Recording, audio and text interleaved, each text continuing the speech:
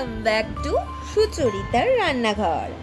Today I'm going to cook mixed veg recipe. If you like my video then subscribe to my channel and hit the bell icon to remain updated to my latest videos. Mixed veg recipe বানানোর জন্য আমি একটা কড়া নিয়ে নিয়েছি এবং তাতে তেল গরম হলে ফুলকপি, আলু, গাজর, বিন, পেঁপে সব কিছু ছোটো ছোটো করে কেটে নিয়েছি এবং ভালো করে ধুয়ে একটা কড়াই দিয়ে দিতে হবে। তারপরে একটু নুন, আবার একটুখানি প্রয়োজন মতো হলুদ দিয়ে ভালো করে নাড়তে হবে। ভালো করে ভাজা ভাজা হলে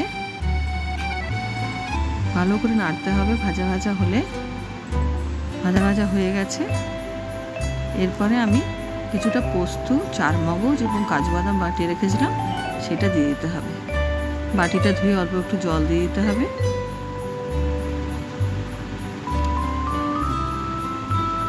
বাটিটা ধুয়ে জল দিয়ে দিয়েছি।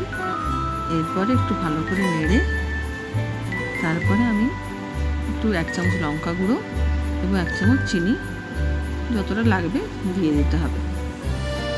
তারপরে আমি কিছুটা নারকেল বেটে তার দুধ রেডি করে রেখেছিলাম, সেটা দিয়ে দিতে হবে।